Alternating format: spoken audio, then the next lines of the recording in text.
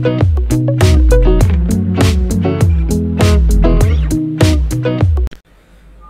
Viewer, আশা করি সবাই ভালো আছেন।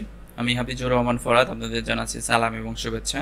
মাইক্রোসফট ওয়ার্ড 2010 ভার্সনের সিরিজ টিউটোরিয়ালে আজ আমরা দেখব ইনসার্ট মেনুর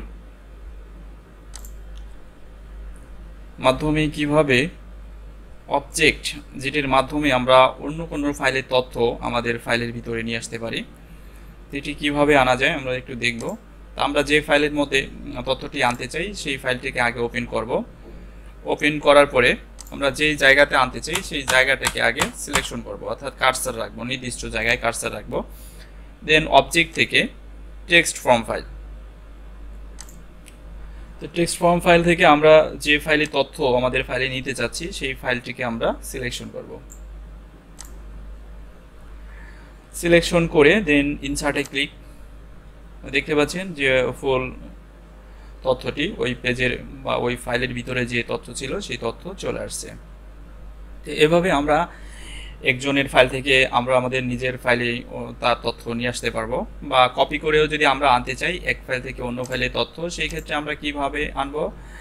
যেমন ধরুন এখানে দুটি ফাইল আছে, আমি চাচ্ছি যে এই ডিক্লারেশন এই কথাটুকু আমি সিলেকশন করে কিছু অংশ নিতে চাচ্ছি। কন্ট্রোল-C প্রেস করবেন কিবোর্ড থেকে, অথবা হোম থেকে কপিতে ক্লিক, দেন তারপরে আমরা আমাদের যে ফাইল রয়েছে সেই ফাইলের মধ্যে আমাদের পেস্ট করতে হবে।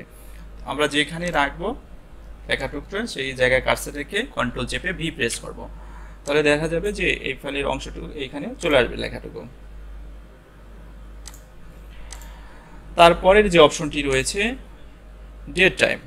ডেট টাইম মূলত হচ্ছে যে আমরা ম্যানুয়ালি কিন্তু হাত দিয়ে লিখে দিতে পারি ডেট টাইম, কিন্তু এই ডেট টাইমের মধ্যে রয়েছে বিভিন্ন ফরম্যাট, যে ফরম্যাটগুলো আপনি খুব সহজেই ব্যবহার করতে পারবেন। ইনসার্ট থেকে ডেট টাইম, তো ডেট টাইমের এখানে অনেকগুলো ফরম্যাট রয়েছে, যেমন কোনোটা টাইম আছে, কোনোটা ডেট আছে, কোনোটা ডে আছে। তো যে ধরনের ফরম্যাট আপনার পছন্দ হয় সেটি সিলেকশন করে আপনি যদি আপডেট দেখতে চান যে আজকের যে ডেট, আগামী কাল ফাইলটি ওপেন করলে অটোমেটিক চেঞ্জ হবে ডেটটি, সেক্ষেত্রে আপডেট অটোমেটিকলি টিক চিহ্ন দিয়ে আপনি এটি সেট করতে পারেন।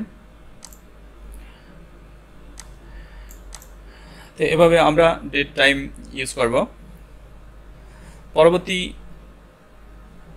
ভিডিও শেষে আপনার কাছে ছোট্ট একটি অনুরোধ করিব, যদি এই ভিডিওটি ভালো লাগে অবশ্যই লাইক, কমেন্ট এবং শেয়ার করে আপনি আপনার বন্ধু এবং বান্ধবীর মাঝে ছড়িয়ে তাদের উপকার করতে পারেন, এবং আমাদের চ্যানেলটি সাবস্ক্রাইব করে রাখুন যাতে করে পরবর্তী ভিডিওগুলো দেখতে পান।